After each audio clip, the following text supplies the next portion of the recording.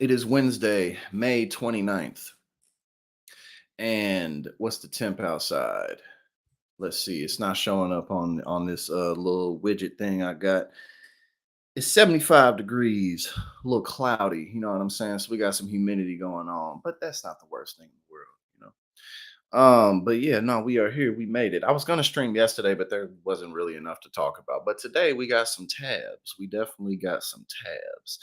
Um Monday's stream where we talked about deinstitutionalization, that went really well. I think I'm going to break up some parts from that tonight and post them just to spread the clips out. But that went well. We're definitely going to do our next episode about that next week for sure. Don't know what we're going to talk about yet, but I'll figure that out. And other than that, I'm just going along. Got to find me a new place to reside pretty soon, which I will. I'm not really worried about that. I'll get it together. But yeah, so let's go ahead and get into it. What we got today? What we got today? I'm gonna start off with playing this little clip of that I had to watch for one of the videos that I posted earlier where Trump was talking about. We got Mara. What's going on? How you doing today? I'm gonna play this clip of Donald Trump. Fritza. Oh yes, I came on at the same time as the doc today. It's all good. It's all good. But yeah, let's go ahead and get into it. I got quite a bit of tabs pulled up. We'll start off with Senator Marco Rubio. We got Stoned Assassin, Scott, Lakeside Dragon, Libby. What's going on? How's everybody doing? So, Senator Marco Rubio. Let's see. Let me pull this up. What was he talking about? I'm doing all right. I'm doing all right, Stoned Assassin. I'm doing pretty good. I am just working and I feel all right now. So let's move forward with that. You know what I mean? Senator Marco Rubio becomes latest Republican to refuse to say if he'll accept the 2024 election results. So, of course, Senator Marco Rubio has become the latest Republican to refuse to confirm if he will accept the 2024 presidential election results. In a tense exchange with NBC host Kristen Welker, on Meet the Press, Rubio was questioned if he'd accept the election results no matter what happens. He was quick to respond, exclaiming, "No matter what happens, no. If it's an unfair election, I think it's going to be contested by both sides." The senator tried to turn the tables and blame Democrats. The Democrats are the ones that have opposed every Republican victory since 2000, he said, every single one. You have Democrats now saying they won't certify 2024 because Trump is an insurrectionist and ineligible to hold office, he continued. So you need to ask them. In response, Welker cited candidate Hillary Clinton's concession to Trump at the end of the 2016 election. Rubio is considered to be former President Donald Trump's short list for vice president.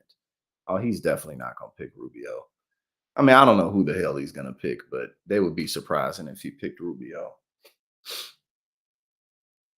It says Rubio's comments come as a surprise as the senator has a history of belief in election integrity, being one of the many senators who did not object to the election of current President Joe Biden.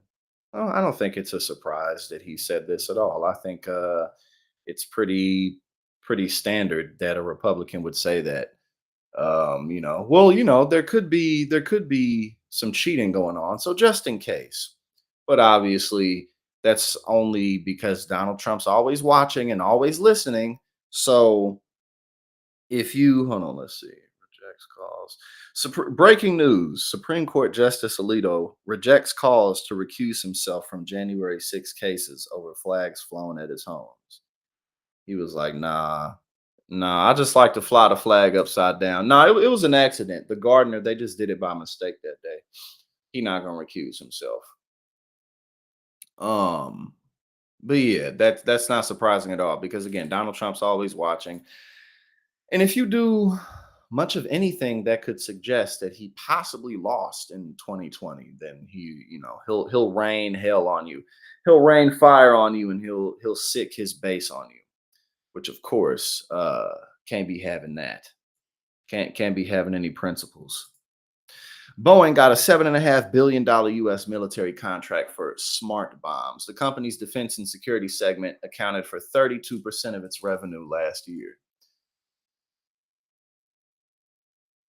I mean, nobody else can afford to do business with companies like Boeing other than like the government or like like airport hangars like Southwest or United Airlines. Other than that, don't nobody got enough money to buy this shit, especially not weapons. I mean, you get to talking about how much some of these weapons cost. It could be tens of thousands of dollars per bomb. Like one bomb um could be more than tens of thousands. One bomb could be hundreds of thousands of dollars. It depends on the technology. But of course, there's always money for stuff like this. Boeing just won a multi-billion-dollar contract from the US government for so-called smart bombs. Defense Today reports that the Department of Defense will pay the company $7.5 billion to convert unguided bombs into Joint Direct Attack Munitions, or JDAMs, through 2030. Though Boeing is best known to the public for manufacturing commercial airliners, it derives a significant part of its business from its defense, space, and security segment, which accounted for 32% of its revenue last year from the company's latest annual report. This segment engages in the research, development, production, and modification of manned and okay, that's just like they're just explaining what this was. Boeing's defense business has drawn criticism lately. Boeing manufactures its JDAM convention kits in the St. Louis, Missouri area, and students at Washington University in St. Louis have been calling on the school to cut ties with the company over its contributions to civilian deaths in the Gaza Strip. The university's supply chain management research center is named after Boeing, and it collaborates with the company on an engineering talent pipeline development program. Boeing converted and US supplied JDAMs are often used by the Israeli Defense Forces, often in areas populated heavily by civilians. We got Areola Teddy Monk without a cause. What's going on? Earlier this month, Puget Sound, Washington Public Radio, found that 3,000 of the weapons were supplied to Israel between 2021 and 2023. The Biden administration paused the delivery of more of them. Okay. But again, the main point of this article is how much money there's always laying around for defense. And again, I mean, other than major governments, no one else can afford to buy these weapons. No one else really needs these grade of weapons either. I mean, what is a well, other than somebody who runs a country, what do you need bombs like this for? So we got Lord of Bananas. What's going on, brother? How you doing? Now, of course, Nikki Haley's being dragged because she spent her campaign saying that she wasn't going to kiss the ring. She wasn't going to bend over backwards for Donald Trump. But of course, she ended up doing it because I guess, again, the Twitter trolls are too much to handle. It's like unless you're just pining for some type of a Republican position, I don't really see why you care all that much about what his supporters say to you or about you on Twitter, because you could literally just not look at it. You know what I mean? Like if you're a part of public, like the public sphere, you kind of got to get over the fact that people are going to talk about you. They're going to do it. You really don't even have to look at it. You know what I'm saying? So, but I guess these people are just a bunch of cowards. Okay, I think this is the video where she's saying she won't do it. Of course, many of the same politicians who now publicly embrace Trump privately dread him. They know what a disaster he's been and will continue to be for our party. They're just too afraid to say it out loud. Well, I'm not afraid to say the hard truths out loud. I feel no need to kiss the ring.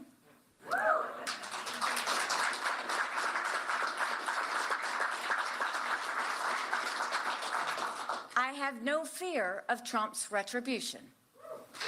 I'm not.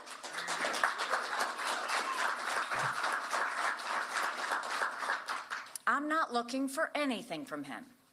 My Again, and then obviously it's, well, Joe Biden, he's just so bad with the deficit and the debt and stuff like that. So I have to vote for Trump.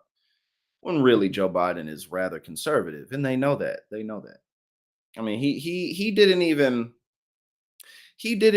raise the corporate tax rate back up to where it was when Trump knocked it down. So it's just like, because Trump, it was at 35, Trump knocked it to 21, and then I think Biden raised it up to 28. So it's like you had 7 more percentage points that you could have raised it up and you didn't. But he's so anti-business. Like, get out of here. You just looking to, I guess get easy job, easy work. This is Marjorie Taylor Greene. Desperate neocon Nikki Haley finally endorsed President Trump today.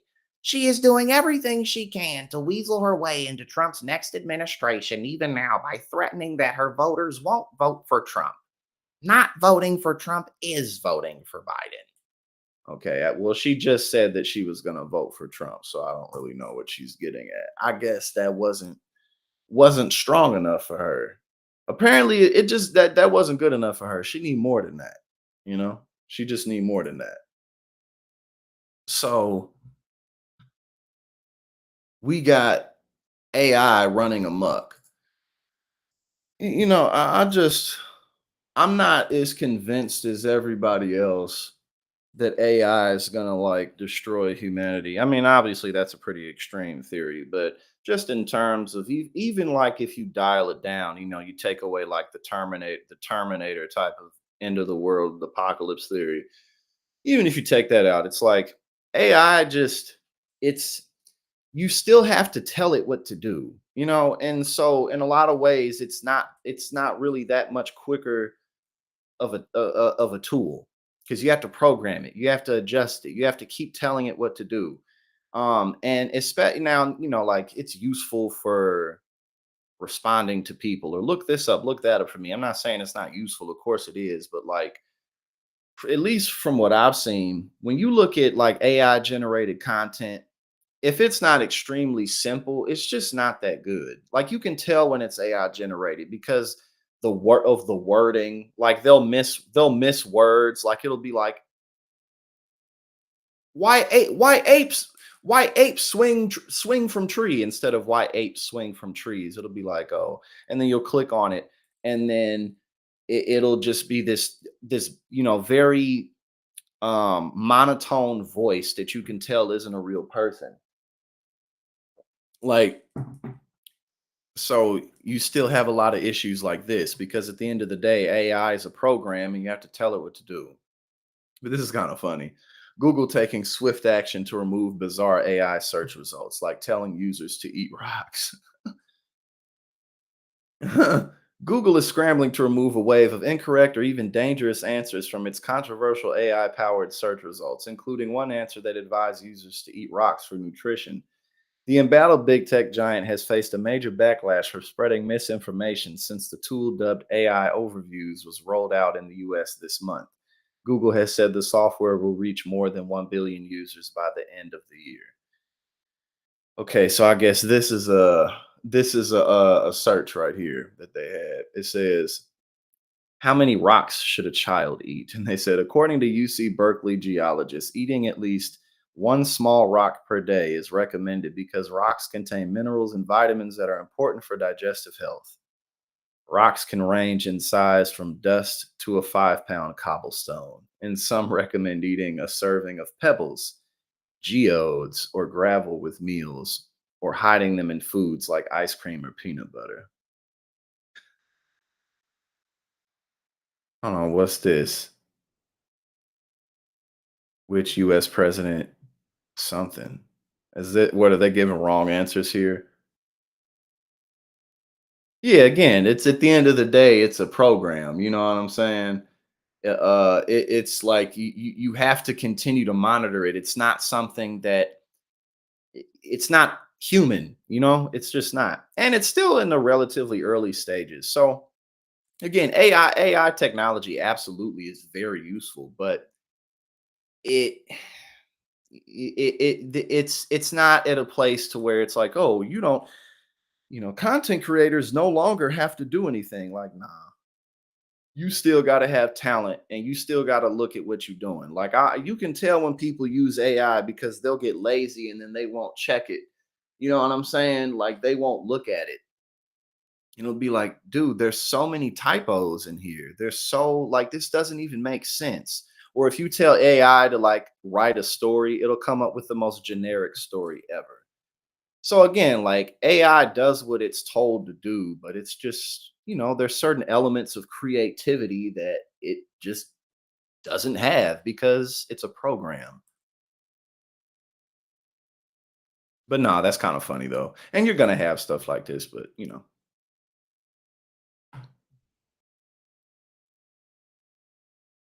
what my ass needs AI for is to help me stay on top of emails because I still, like I still am doing a whole bunch of stuff by myself, which is fine for now. But AI, like Chat GPT may help out with that. Like, hey, if people send me simple question emails, can you respond X, Y, and Z to them, and maybe, maybe give inform me or whatever. Okay, so Biden is launching a new strategy to win black voters. Let's see what that is. Let's see what that is. President Biden will unveil a campaign strategy to regain ground among black voters during a visit to Philadelphia today. With a rally at a majority black school and Vice President Kamala Harris by his side, Biden ran up big margins with black voters as part of his winning coalition against former President Trump 4 years ago, taking them 92% to 8%.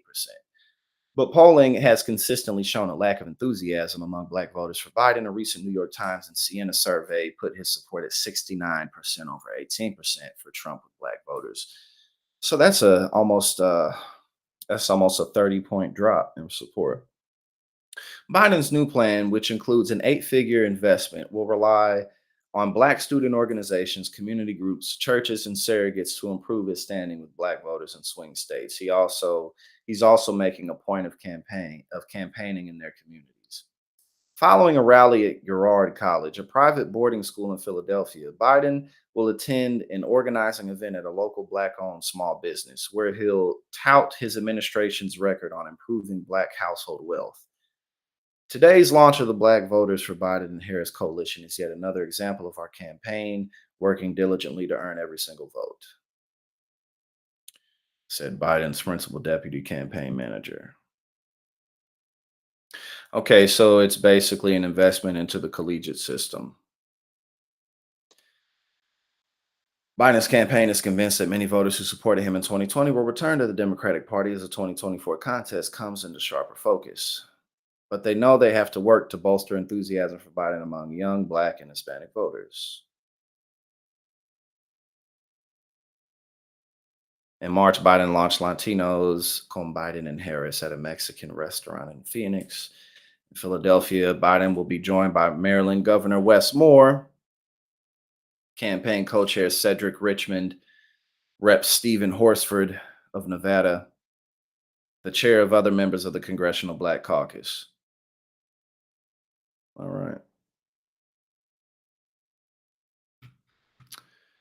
Seems pretty generic. Oh, Annie, what's going on? How you doing today? Yeah, that seems kind of generic. Like, distracted gardener. What's going on? All right, let's see what's up. So we got a video. Let's go ahead and check out this video because the rest are articles. We got Trump talking about how, everybody's out to make him look fat because he's not. About golf. What? Loan them the money. If they can make it, they pay us back. If they can't make it, they don't have to pay us back. Loan them the money. Put it as a form of a loan. Why should you just hand it over to them? Do it as a form of a loan. I do that with athletes. They can't quite, like a professional golfer who I think is very good. They don't have any money, but they have a lot of talent. I'll say, here's the deal. I did it with. Thank you, So Life. I just saw that about the Google Gemini. Appreciate you. The number of people. Here's the deal. What I want to do. Professional golfer. I play golf. I play very nice. Did you see the picture of me? The horrible picture with the stomach out to here? That was. So what I do is I'm putting up today a picture of me actually, what I actually look like, hitting a ball, smashing that frickin' ball. And you'll see quite, I wouldn't say slim. I wouldn't say slim, but not bad. I wouldn't say slim. But I'm not looking bad, I'm not skinny. I wouldn't say that. This man's almost 80 years old. And then he's always unprovoked talking about he's always talking about how everybody looks. But he'll just be talking about Joe Biden like, Joe Biden thinks he looks good in a bathing suit. even though no pictures of him in a bathing suit, at least that I've ever seen, are out there. Shit, this dude is funny, man. But the ball does go far. I would say it goes about 9 times further than Biden can hit it. I can hit the ball 9 times further than Joe Biden. Oh yeah, it probably is an older clip. It probably was, but it's always a good opportunity to laugh at Donald Trump because he's just ridiculous. Thank you, Spectrophonic. I definitely enjoy. Okay, so man, they counterfeiting anything out here. They will counterfeit anything. So what we got? Hold on, where is? Huh? Why does this? Oh, my bad. I was confused because of what this title on this article said, but it wasn't lined up. Border Patrol seizes over $1.3 million worth of surprisingly real-looking counterfeit championship rings. Hey, there's a market for everything. Apparently, there's a rather stout market for counterfeit championship rings for baseball, football, basketball, and hockey these days. Because despite hundreds of fake sports championship rings being seized by U.S. Customs and Border Protection every year, people keep trying to smuggle them into the United States. The latest big fake championship ring bust took place in Cincinnati, Ohio. According to the CBP,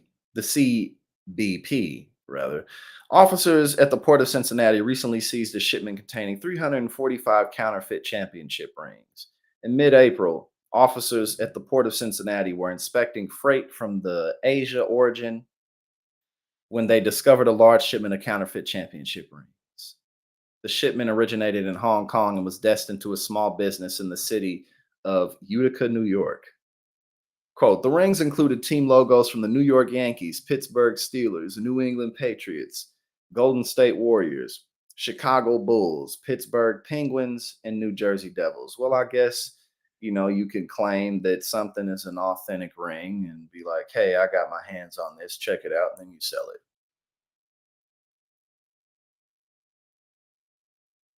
it. Hey, I get it though. If you're a sports fanatic, why you may want something like that, whether it's fake or not, or maybe something nice to just have next to whatever it is. Okay, and the other day, Tim Pool interviewed Donald Trump because, of course, he did. Trump suggests he'll give immunity to police to carry out mass deportation of illegal immigrants. We have no choice. This dude Trump talking about he gonna deport 15 million people. Like he literally said that, which of course is not gonna happen. But it's not to say that they won't put forth, really negative measures to at least try to make it happen. But yeah, we're gonna get everybody out of here who isn't supposed to be here. The amount of resources that would take is unbelievable. Young people. Surprisingly, immigration is a top issue for them now. I was talking to a young guy, he's 26. He says he's watching what's going on in New York. He owns a business. He can't afford to buy his own house. He struggles to be able to support a family. And I know that you've said that there's going to be the largest deportation effort in your next term. How do we do it? So millions and millions of people are coming into our country, and it's not necessarily exactly what we want or had in mind.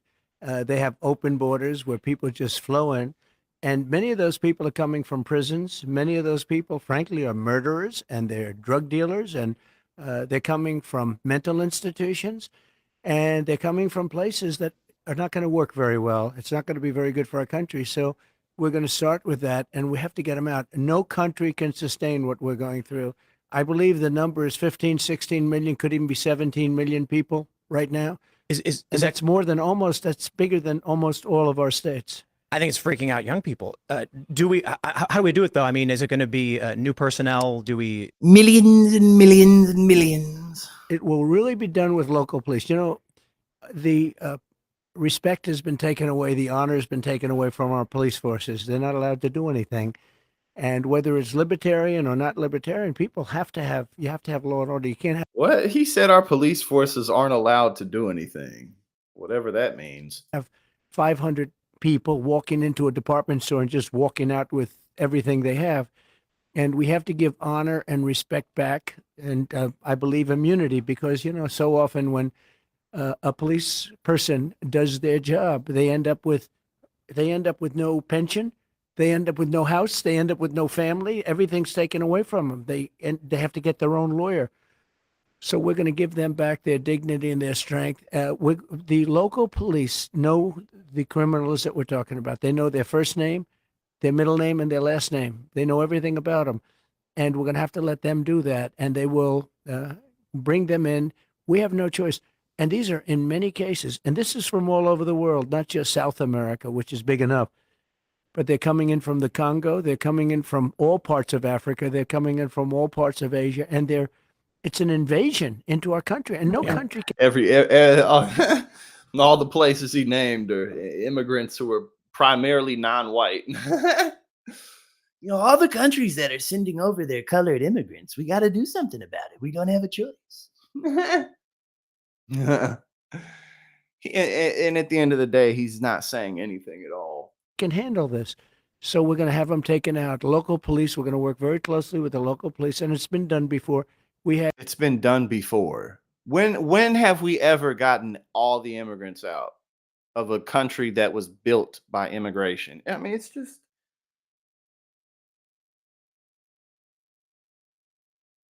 God, it's frustrating, man. It's really frustrating because this is what drives a lot of people's decisions into who they vote for. Oh, we got to get everybody out of here. Like, what do you like? Obviously, we know that would be bad for the economy overall, but like actually getting 15 million people out of the country in any type of, I mean, how would you even do that?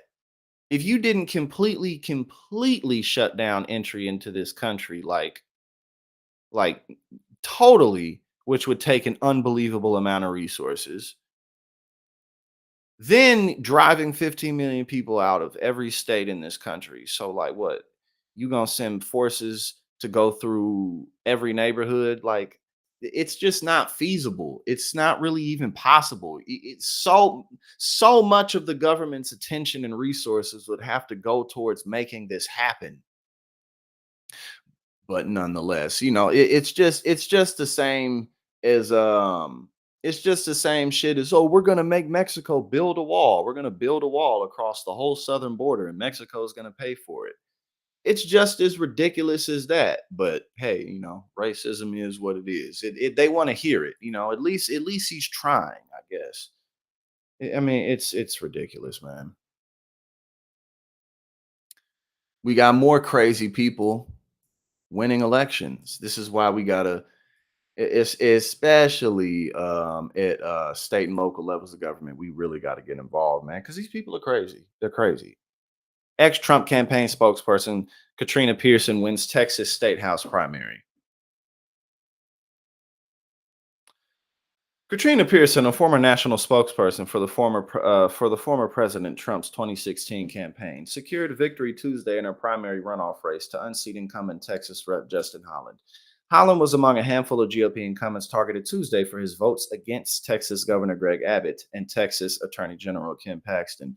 Holland, who has represented his district since 2017, did not support Abbott's signature school brochure program and was among the dozens of Republicans who voted to impeach Paxton.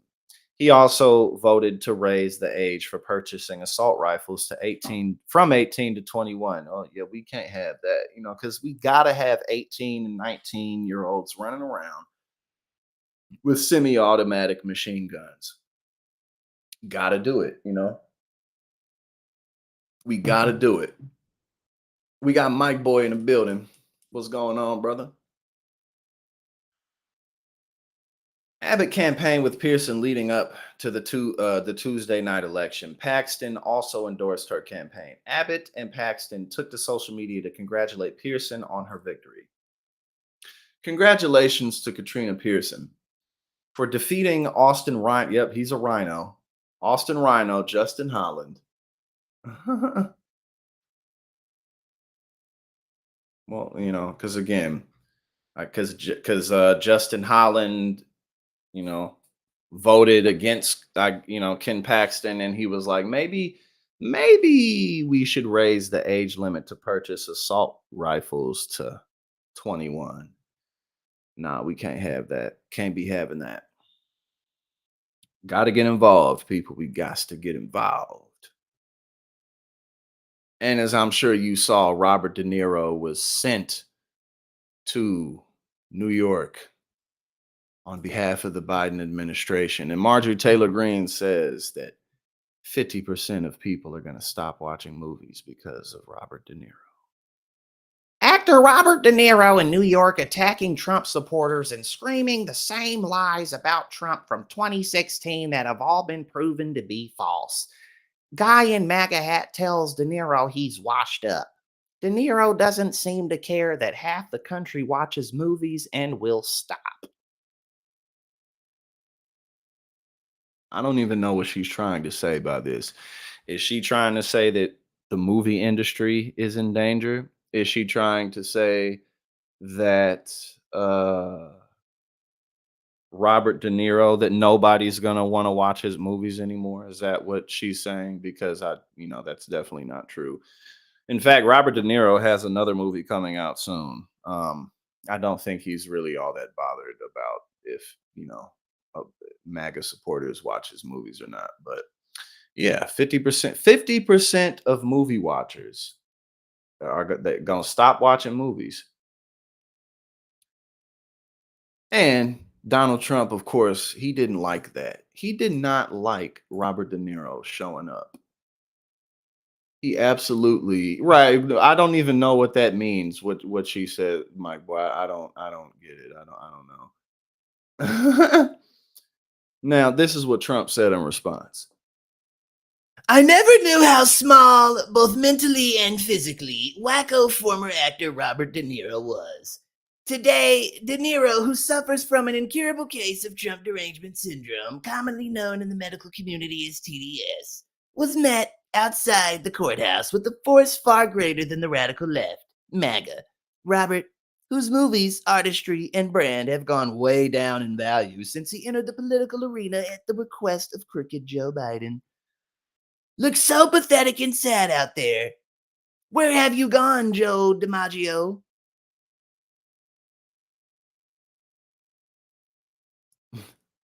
I'm telling you, if Donald Trump wins, if he becomes president in November, all we got to do is troll him for 4 years, and he won't be able to do anything but reply to people. Like we can keep this man distracted for 4 years straight if everybody just chips in and make sure that he knows that people are talking shit about him. Now we got, because I think the jurors are going to decide what's up in this Trump Stormy Daniels hush money case today. I think Trump goes off in all caps panic rant moments before the jury decides his fate. Kangaroo Court, a corrupt and conflicted judge, reliance on counsel, advice of counsel. Not allowed by Merchant of First, his rulings on a case that should, according to all legal scholars and experts, never have been brought, have made this Biden-pushed witch hunt. There was no crime except for the bum that got caught stealing from me. In God we trust. In God we trust. Of course. In God we trust.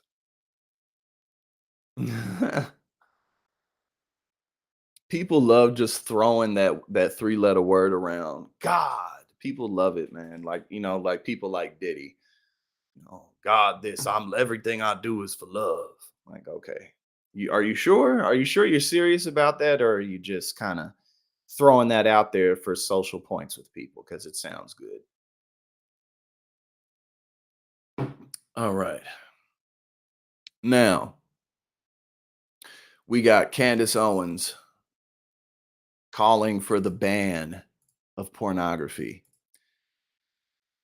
I mean, obviously it's, the whole notion of conservatives being the party of freedom, all about freedom, but we got to ban porn because she says it's a psychological weapon intended to weaken our men. I mean, how much of a leap is that really? Like people, some time ago, people gathered in a room because porn is new. It's not new. People were literally drawing sex paintings on caves. Porn is not new. But of course, it's a conspiracy to Candace Owens. She said, ban pornography. It's a psychological weapon intended to weaken our men. Yeah, okay. She says, pornography was created by the most depraved among our human race to psychologically induce homosexuality, pedophilia, and incest, religious sacraments to Satanists. And basically, Cardi B was like, "Nah, I think that's a bit of a stretch. I like my porn sometimes." And she was basically saying like, it's not that big of a deal. But I just think, obviously this is a silly thing to try to ban because you really can't, because we're such sexual beings. So, you can't really ban it. But also, again, it's porn is a conspiracy. Like, I mean, come on, man. How it's a conspiracy designed to weaken our men. Hmm? Ugh, you can have an alcohol problem, you can have a drug problem, you can have a porn problem. You can have all kinds of problems, but that doesn't guarantee that exposure to it will give you those issues. And people are stressed out enough. People have a very difficult time getting by. So let us have our porn. You know what I'm saying? It's really not that serious. If you're against it, then just don't partake in it. It's that simple. Now, it was a bit of a shorter stream today. We ran through those stories. We ran through those stories because, well, we only had a couple videos, but it's all good. It's all good. I'm gonna chop up some of the clips from Monday's stream because we had a really good stream on Monday night where we talked about deinstitutionalization. I'm gonna chop those up, and I'm going to be on Indisputable on Friday. I'll be on Indisputable Friday, so check me out there, and I'll probably be streaming tomorrow as well. So y'all have a fantastic afternoon. Thank you for everything that you do.